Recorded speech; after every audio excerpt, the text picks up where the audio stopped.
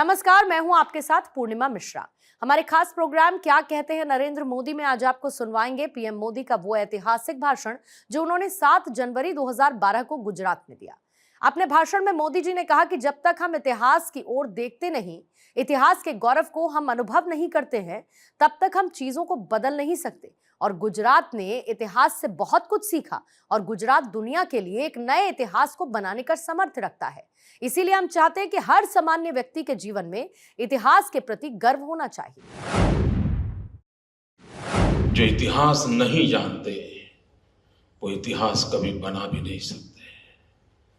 और इसलिए अगर हम एक नए इतिहास को बनाना चाहते हैं तो ये भी उतना ही जरूरी है कि हम इतिहास को जानें। और इतिहास जानने का ये सौभाग्य हमें इन प्रयासों के माध्यम से प्राप्त हुआ है। इस पुस्तक के पहले एक बहुत अच्छा जो काम हुआ वो गुजरात के समुद्री तट के सारे इतिहास को लेकर के एक जो ग्लोबल समिट हुई और वो भी कच्छ के मांडवी में की गई। दूर सुदूर एक कोने में सारे क्षेत्र के ज्ञाताओं ने आकर के अपनी बातें रखी। इस ग्रंथ में उसको भी अच्छे ढंग से समावेश किया गया है। ऐसा कहा जाता था कि गुजरात के समुद्र तट का ऐसा गौरवपूर्ण इतिहास रहा है कि विश्व के 84 बंदरों पर गुजरात का झंडा फहरता था उस जमाने में। विश्व के 84 बंदरों पे ऐसे हम लोग दुनिया भर में फैले हुए थे। और ये गुजरात के ही बंदरों का इतना प्रचार और प्रभाव था कि अंग्रेजों को भी यहां प्रवेश करने के लिए जगह सूरत दिखाई दी थी। और अंग्रेज सूरत आए, उनका मकसद तो उस समय भी था कि हिंदुस्तान में किस प्रकार से कब्जा जमाए, लेकिन इस मिट्टी की कुछ ताकत ही और है कि उन्हें यहां जमने नहीं दिया। और ये हर गुजराती गर्व कर सकता है। उनको कलकत्ता जाना पड़ा और कलकत्ता जाने के बाद उन्होंने फिर अपनी दुनिया खड़ी करने की कोशिश की और बाद में वो दिल्ली की ओर मुड़ गए। लेकिन उनको भी लगता था, गुजरात से जाते समय उन्हें दिल्ली की तरफ नहीं देखा था, कलकत्ते की ओर देखा था। और इसलिए देखा था कलकत्ते की ओर, उनको पता था कि सामुद्रिक शक्ति के बिना, विश्व व्यापार में प्रभाव पैदा किए बिना वह हिंदुस्तान को भीतर से अपने कब्जे में नहीं कर सकते हैं। और इसलिए उस कार्य के लिए उन्होंने कलकत्ता को चुना था, समुद्री तट को चुना था। कभी हम महाभारत की कई चीजों को पढ़ते हैं, श्री कृष्ण के कालखंड की बहुत सी बातें हम जानते हैं, लेकिन मैं इतिहासविदों से प्रार्थना करता हूं, पुरातत्वविदों से प्रार्थना करता हूं, माइथोलॉजी का अध्ययन करने वालों से प्रार्थना करता हूं, कभी यह भी खोजा जाए कि श्री कृष्ण की वो कौन सी दृष्टि थी कि मथुरा छोड़ करके समुद्री तट द्वारिका पे आए थे। सामुद्रिक शक्ति की पहचान श्री कृष्ण को होनी चाहिए और उनके मन में कोई सपना रहा होगा कि वे द्वारिका से विश्व को कुछ देना चाहते थे, वरना कोई कारण नहीं था।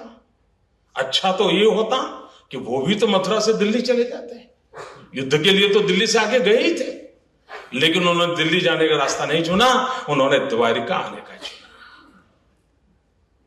मित्र, कुछ तो बात होगी। और इतिहासविदों के लिए ये संशोधन का विषय है कि ऐसा कौन सा कारण था कि जो समुद्र की ओर दुनिया को खींचता था। मित्र, पूरी मानव संस्कृति के इतिहास को देखा जाए तो मानव संस्कृति का पूरा विकास जल के तट पे हुआ है। मानव संस्कृति का विकास जल के तट पे हुआ है। विश्व की हर मानव संस्कृति जल के तट पर विकसित हुई है। अब वक्त बदला है। अब संस्कृति, एक जमाना आया हाईवे पर विकसित होती थी, अब जमाना आया है जहां से ऑप्टिकल फाइबर गुजरेगा वहां पर संस्कृति विकसित होगी। वक्त बदला है, लेकिन वो एक वक्त था जब जल के तट पे होता था, चाहे समंदर हो या नदी हो। और उस समय हम देखिए, खंभात किसी जमाने में बंदर था, उसको तो लोग मानते हैं, लेकिन बहुत कम लोगों को मालूम होगा, और गौतम अदानी को भी शायद मालूम नहीं होगा कि उनका स्वयं का जन्म स्थान वो किसी समय बंदर था, बनासकांठा में है। थराद किसी समय बंदर था, ये इतिहास कहता है। और इसके कारण उस समय हमारे लोगों ने सामुद्रिक शक्ति के माध्यम से कितना सामर्थ्य पैदा किया होगा। मांडवी आज भी जहाज बनाने के उद्योग के लिए मशहूर है, लेकिन प्रथम विश्व युद्ध और द्वितीय विश्व युद्ध में जो जहाजों का उपयोग हुआ था, वो जहाजों का निर्माण गुजरात के समुद्र के सूरत के किनारे पर हुआ था। सूरत के किनारे पर समुद्र बनते थे, और आज भी युद्ध को जिन्होंने प्रदर्शनी में रखा है, उसमें सूरत के बने हुए जहाजों को रखा गया है। आज भी दुनिया उसको देखने के लिए जाती है। हमारे अहमदाबाद से नजदीक में 40-45 किलोमीटर की दूरी पर लोथल है। यहां बहुत से लोग होंगे, शायद उनका लोथल की तरफ जाना नहीं हुआ होगा। मैं कभी कभी हमारे सरकारी डिपार्टमेंट में शिक्षक विद्यार्थियों को आग्रह करता हूं, आप जरूर जाइए। क्या विरासत थी! और सिर्फ हमारे लोगों ने बंदरों को बनाया था ऐसा नहीं, उन्होंने समुद्र तट के शहरों के विकास का भी एक मॉडल बनाया था। आज जो मुंबई नगरी देख रहे हैं, वो बंदर के रूप में उस शहर का आर्किटेक्चर कैसा हो, उनके मकानों के लिए किस प्रकार के पत्थर की जरूरत हो, उन पत्थरों के जोड़ने के लिए किस प्रकार के कैटलिक एजेंट की आवश्यकता हो, इस सारी चीजों का खोज गुजरात की धरती पर होता था। और गुजरात के समुद्र तट से लिए हुए पत्थरों से मुंबई की बिल्डिंगों का निर्माण होता था। यह इतिहास की बारीकियों में अगर हम जाते हैं तो ध्यान में आता है कितना सामर्थ्य था हम लोगों में कि हम दुनिया के अंदर इस बात को करते थे। और आज हम भी चाहते हैं कि जिस द्वारिका नगरी के कारण विश्व में गुजरात मशहूर हुआ था, जिस लोथल के कारण विश्व में गुजरात मशहूर हुआ था, बीच का एक कालखंड ऐसा कट चला गया, गुलामी का कालखंड था।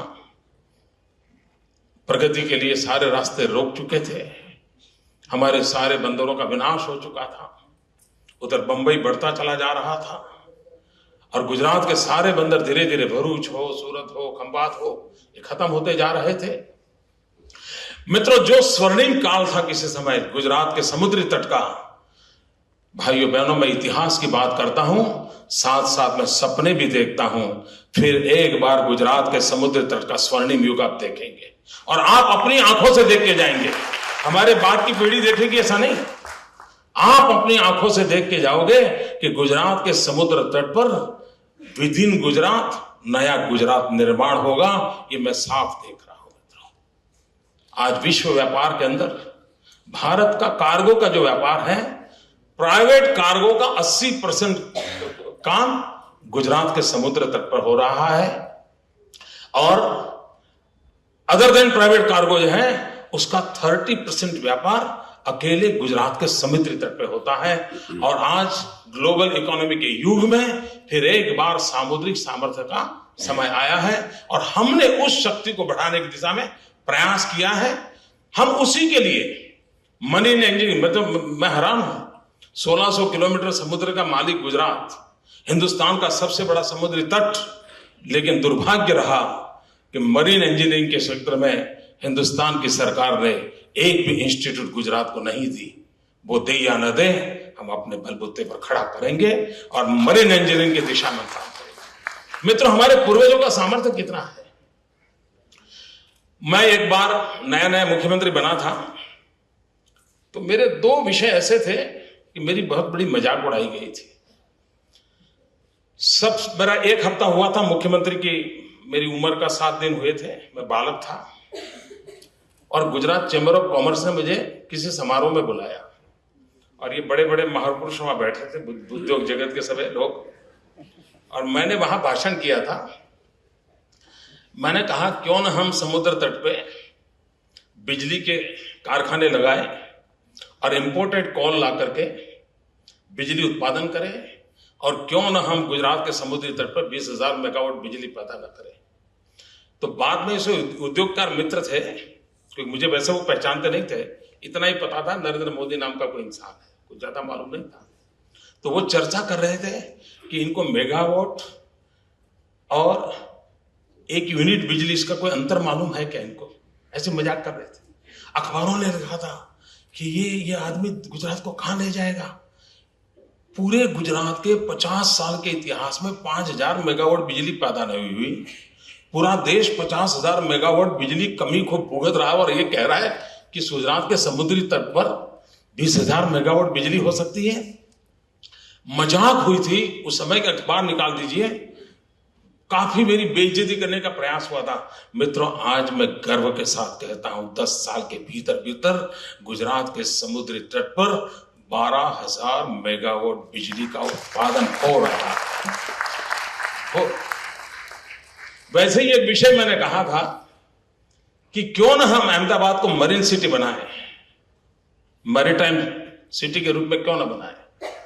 तो काफी लोगों ने मजाक उड़ाया था और वो इतना मजाक उड़ाया कि मैं भी हैरान हो गया कि यार मैं बोल तो रहा हूं लेकिन ये मेरी बात कौन किसके गले उतरेगी। लेकिन मित्रों, मैं अभी एक रिजवान कादरी करके नौजवान है जो इतिहास में खोज करते रहते हैं।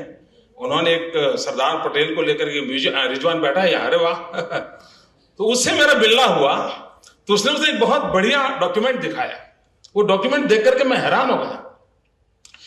1894 अहमदाबाद के अंदर रणछोड़ लाल, उन्होंने गुजरात नेविगेशन कंपनी बनाई और उनका रिजोल्यूशन है कंपनी का कि हम अहमदाबाद को मैरीटाइम सिटी बनाएंगे।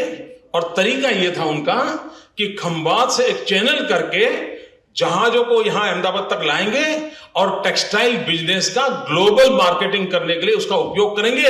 1894 में सपना ये गुजरात की धरती पर एक रणछोड़ लाल नाम के व्यक्ति ने देखा था। वो सपना पूरा नहीं हुआ, लेकिन हम दूसरे तरीके से कर रहे हैं। हम धोलेरा को स्पेशल इन्वेस्टमेंट रीजन बना रहे हैं। अहमदाबाद धोलेरा ट्विन सिटी बनने वाला है और स्थिति ये बनेगी कि अहमदाबाद मैरीटाइम सिटी बन के रहेगा। वो सपना आज मैं अपने आंखों के सामने देख रहा हूं। मित्रों, चीजों को बदला जा सकता है और अगर सपनों के साथ, और जब तक इतिहास की ओर देखते नहीं है, इतिहास के गौरव को हम अनुभव नहीं करते, तब तक हम चीजों को बदल नहीं सकते। भाइयों बहनों, गुजरात ने इतिहास से बहुत कुछ सीखा है और गुजरात दुनिया के लिए एक नए इतिहास को बनाने का सामर्थ्य रखता है। और इसलिए इतिहास को प्रेम करते हुए हम चाहते हैं कि हर सामान्य व्यक्ति के जीवन में इतिहास के प्रति गर्व होना चाहिए। यह माहौल होना चाहिए। यह विरासत हमारी है, उस विरासत के प्रति हमारा गर्व होना चाहिए। अभी डिस्कवरी चैनल के साथ मिलकर के काम गुजरात और मस्कत दोनों मिलकर के करने वाले थे। हमारा दुर्भाग्य रहा कि हमारा सपना पूरा नहीं हुआ। 400 साल पहले जो नाव लेकर के, पहली नाव लेकर के हमारे गुजरात के व्यापारी मस्कत गए थे और गांस में से वो उस प्रकार के वो जो नाव बनाने का उन्होंने जो प्रयास किया था, तो मस्कत ने बहुत पैसे खर्च करके उसी प्रकार के गांस को तैयार किया, उसी साधनों से नाव बनाई और डिस्कवरी चैनल के साथ कांटेक्ट किया कि किसी प्रकार के आधुनिक साधनों के बिना सिर्फ आकाश दर्शन के माध्यम से ऐसी ही नाव बना करके वे सारे मस्कत से ओखा आएंगे और ओखा आकर के हम इसको एक फेस्टिवल के रूप में मनाएंगे। सारी व्यवस्था हो गई। उनको साथ कवर करने के लिए बहुत सारे जहाज लगाए गए। हमने भी यहाँ ओखा और मांडवी में उनके स्वागत के लिए बहुत बड़ी पार्टनरशिप से इंतजाम किया। लेकिन वो निकलने के बाद करीब 1.5 दिन के बाद वो डूब गई, वो नौका डूब गई। अब आप कल्पना कीजिए, इतने आधुनिक विज्ञान के बाद भी मस्कत ने इतने अरबों खरबों रुपए खर्च करने के बावजूद भी उस नाव को गुजरात के किनारे लाने में सफलता नहीं मिली। हमारे पूर्वजों में क्या ताकत होगी कि 400 साल पहले यहां से वो नाव लेकर के मस्कत तक गए थे। वो कौन सा विज्ञान उनके पास होगा, वो कौन सा सामर्थ्य उनके पास होगा, वो कौन सा उनका उस शास्त्र को जानने वाले होंगे। जो सोमनाथ जाते हो देखते होंगे कि वहां एक एरो लगा हुआ,